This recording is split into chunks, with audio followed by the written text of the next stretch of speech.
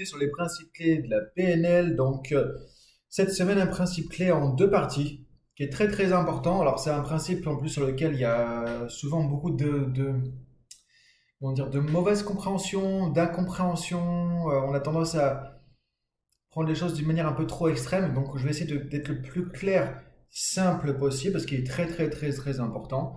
Et il est en deux parties. La première partie, ce que dit la PNL, et ça vient des travaux de. Vous savez, comme tu sais, la PNL a modélisé en fait différents thérapeutes, différents courants, différents chercheurs, notamment Gregory Bateson, qui était un anthropologue, qui a écrit un ouvrage qui s'appelle Vers une écologie de l'esprit. Il a créé un concept, enfin, il a en tout cas donné un nom, le nom d'écologie, un concept un peu d'équilibre, d'homéostasie du système qu'est l'humain, par exemple.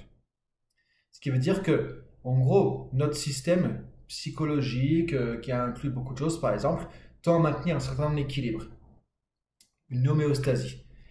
On parle ici d'écologie, écologie de l'esprit, entre guillemets. Ça fait pas référence aux plantes, à la nature, tout ça. C'est plutôt notre équilibre interne. Moi, je parle d'équilibre interne. Ce qui veut dire que quand on va faire quelque chose, par exemple quelque chose de nouveau, ça peut parfois déstabiliser notre équilibre interne. Et c'est pour ça que parfois on n'arrive pas à faire quelque chose de nouveau, qu'on n'arrive pas à passer l'action par exemple, ou qu'on met en place quelque chose, que ça ne dure pas dans le temps, on revient en fait à un ancien comportement. Parce que ce qu'on appelle les pas écologiques, comme on dit en PNL.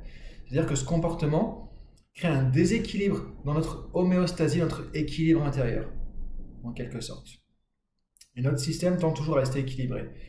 C'est un peu, si on va en psychologie, la notion de bénéfice secondaire. Donc ce que dit la PNL en fait, c'est qu'il y a derrière chaque comportement une intention positive. Alors ça ne veut pas dire que le comportement est positif. En fait le terme intention positive, on peut le remplacer par il y a une intention de quelque chose, il y a un besoin. Si on fait de la communication non violente par exemple, il y a un besoin derrière, il y a un bénéfice secondaire si on fait de la psychologie. Par exemple, je suis en réunion et j'arrive pas à m'exprimer, enfin on me laisse pas la parole, on me coupe, j'arrive pas à dire ce que je voulais dire par exemple, et je vais commencer par à m'énerver et je deviens plus agressif par exemple. Là on pourrait se dire le comportement il est pas bon, effectivement, le comportement il va porter préjudice peut-être. Par contre ce que dit la PNL c'est que derrière chaque comportement, notamment comportement qui peut être difficile, limitant, contre-productif, toxique, amener des problèmes pour moi ou pour les autres, il y a une intention positive. L'intention positive ici c'est quoi? C'est peut-être que, avec ce comportement de je hausse le ton, je commence à être plus agressif, etc., peut-être que l'intention c'est que je puisse m'exprimer en fait. C'est que du coup je cherche à me faire entendre parce que j'ai l'impression que je suis pas entendu, qu'on me laisse pas la parole, on me laisse pas d'espace, donc je montre un peu les dents entre guillemets pour me faire entendre. Ça c'est l'intention positive qu'il y a derrière. Moi ce que je dis c'est plutôt d'utilité du comportement. À quoi sert le comportement? À quoi ça sert? C'est que, encore une fois, je suis pas en train de dire que c'est bien, c'est pas bien. On ne porte pas de jugement bien, pas bien, ça sert à rien du coup. C'est voir est-ce que c'est utile comme comportement, est-ce que c'est efficace et quelle est l'intention de départ. L'intention de départ, c'est peut-être que dans ma carte du monde, j'ai appris que quand on ne me laisse pas parler, quand on ne me respecte pas, on me coupe la parole, tout ça, je sors un peu les crocs, je commence à être plus agressif, plus méchant, plus énervé et en général ça marche, on me laisse parler. Donc l'intention positive c'est quoi? C'est que j'en ai marre, j'ai envie de me faire entendre. Maintenant ce que nous dit la PNL c'est que, encore une fois, très souvent ce qu'on va faire, c'est qu'on va voir, ok, l'intention positive, elle est là, c'est de me faire pouvoir m'exprimer, qu'on puisse m'écouter. Donc ça, c'est louable, ça c'est l'écologie dans mon système, c'est le fait qu'il y ait une intention, quelque chose d'utile derrière. Maintenant, c'est le comportement peut-être qui va changer. Imaginons qu'on soit en coaching, une personne vient et dit, j'en ai marre, je deviens agressif des fois, etc. Ce qu'on va voir avec lui, c'est comment on peut, par rapport à cette intention à un moment donné de dire ok j'ai envie de parler, laissez-moi parler, rattacher un autre comportement. Donc ce qui parfois est limitant, c'est un comportement. Et nous ce qu'on va faire en PNL très souvent en coaching, c'est aider quelqu'un à changer un comportement tout en gardant l'intention positive qui est derrière. Parce que ça c'est important pour la personne.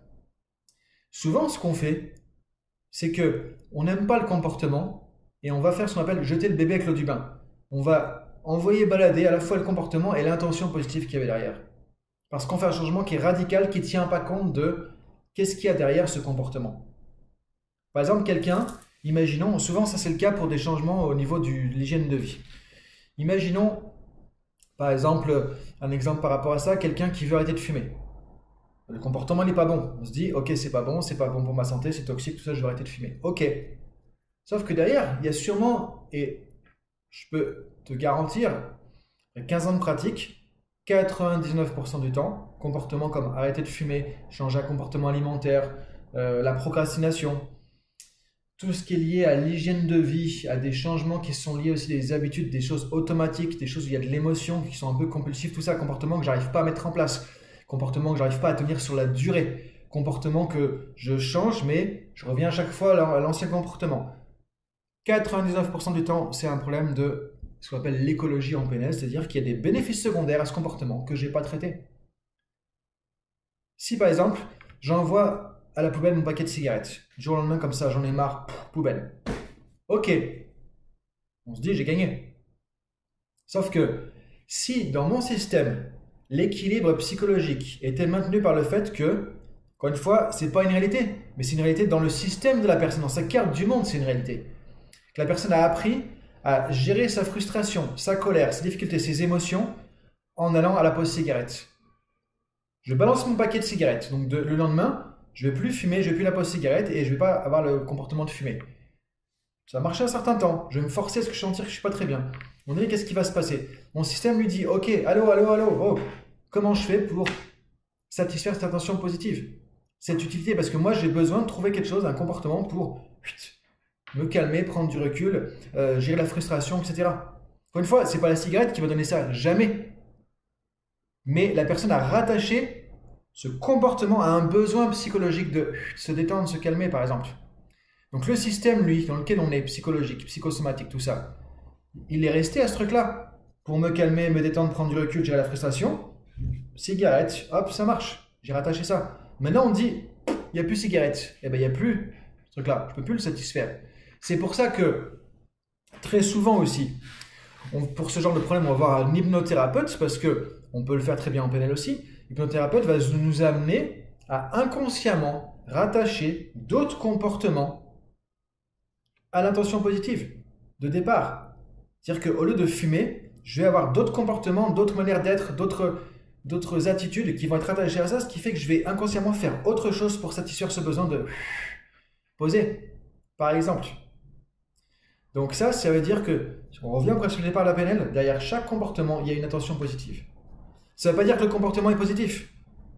Ça veut dire simplement que si j'ai ce comportement, c'est que j'ai un besoin derrière, une utilité, que mon système recherche quelque chose, des bénéfices secondaires, et que du coup, si je veux vraiment changer ce comportement, il faut que je tienne compte de ce qu'il y a ici pour attacher d'autres comportements. Sinon, ça ne marchera pas.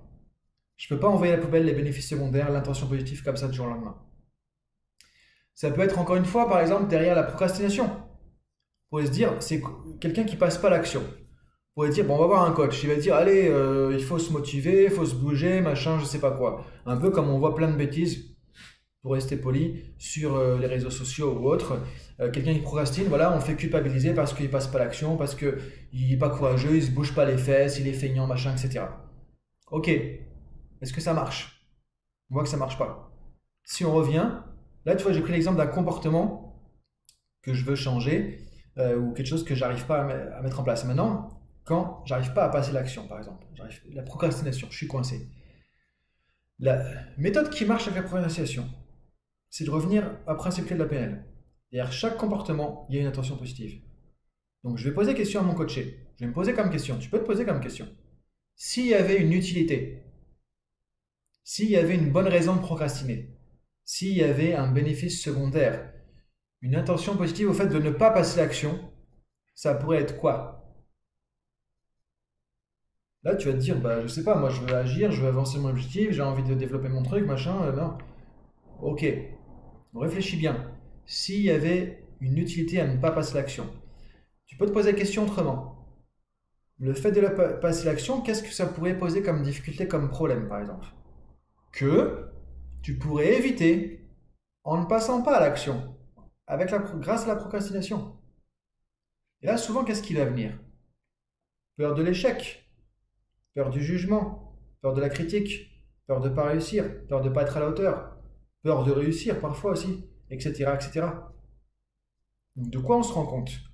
que la procrastination, on pourrait dire que c'est comme un comportement, mais c'est pas vraiment un comportement, c'est plutôt une attitude, on pourrait dire.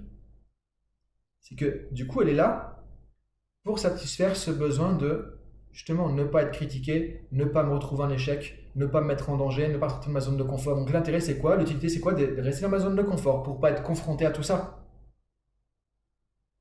Une fois que tu as compris ça, on peut travailler, par exemple, si on était en coaching, la peur de l'échec, la peur du jugement, la peur du risque, le fait de sortir de la zone de confort. Une fois qu'on travaille tout ça, que c'est OK, que tu risques plus rien à passer à l'action, la procrastination, elle va s'évaporer comme ça. C'est pas en essayant de te pousser, oui, il faut faire ci, il faut faire ça, et machin, et le morning miracle, les trucs, tous les trucs qu'on voit dans tous les sens, où ça y est, on se dit, on est remonté à bloc et on se rend compte que 2 mois après, on est reparti à la case départ. Quand tu vas régler vraiment ça, parce que tu pars du principe clé, c'est pour ça que j'enseigne ces principes clés de la PNL. Parce que c'est la base, la fondation. Quand tu as ça, tu peux déjà faire énormément de choses. Donc tu reviens ici, tu regardes quelles sont les intentions positives à procrastiner. Tu vas trouver tout ce qu'il faut.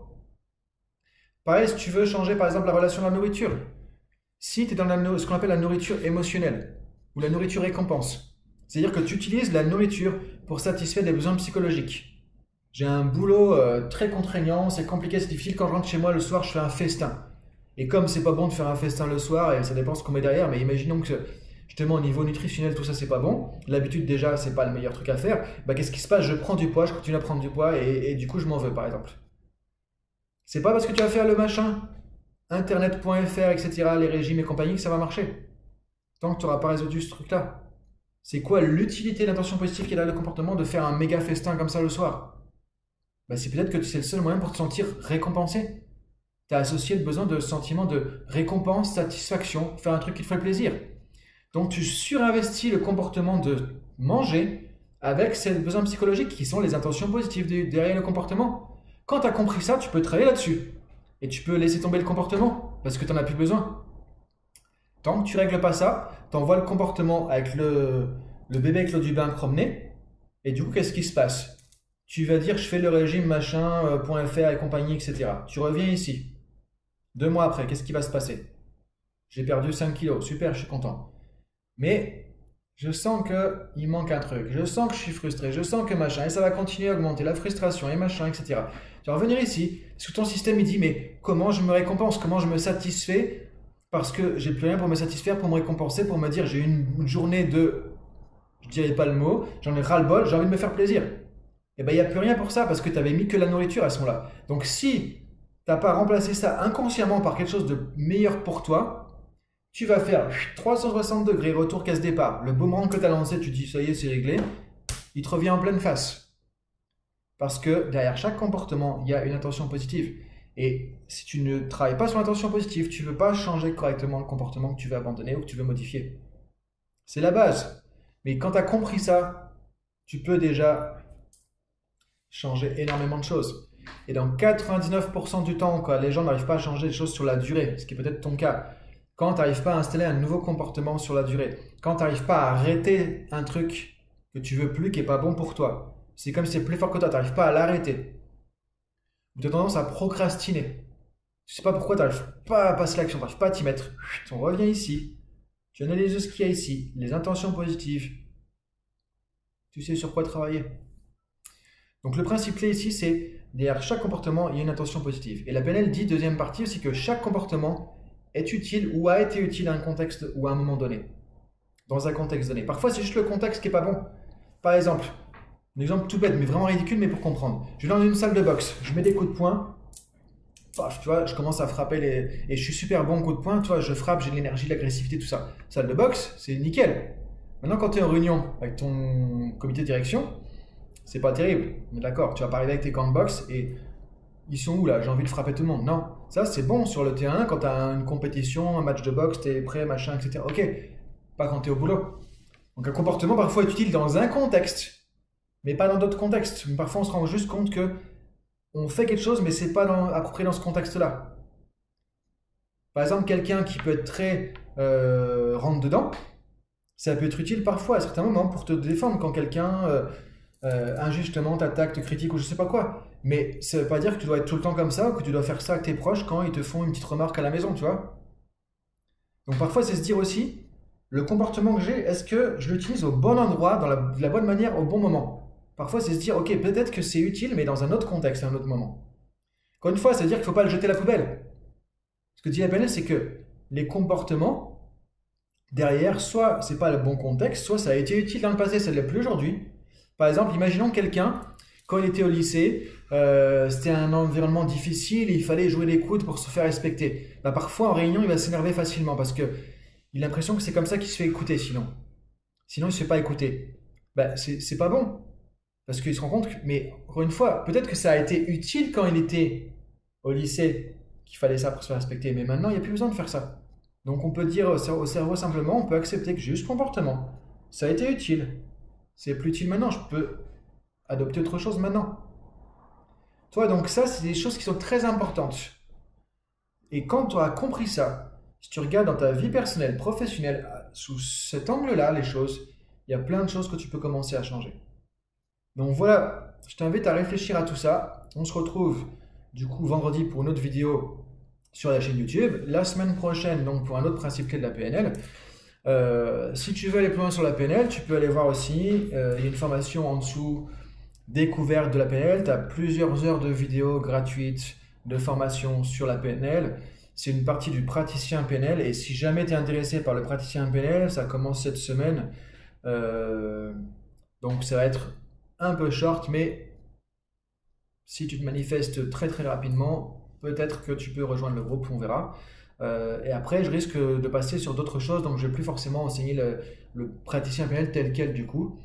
Donc, en tout cas, la formation gratuite découverte de la PNL qui va déjà t'amener beaucoup de contenu. Donc, tu peux aller voir ça en dessous. Si tu as des questions, des remarques, si tu veux partager un peu ce en quoi ça résonne chez toi, tu peux commenter en dessous. Je te dis à très bientôt. Dans tous les cas, bonne journée et merci de me suivre. Partage la chaîne si tu veux aussi avec d'autres personnes pour qui c'est utile. Moi, ça m'aidera aussi, tu vois, qu'il y ait plus de visibilité sur la chaîne YouTube parce que j'ai envie de partager ça avec tout le monde aussi. Donc, bonne journée, merci à toi, à bientôt, salut!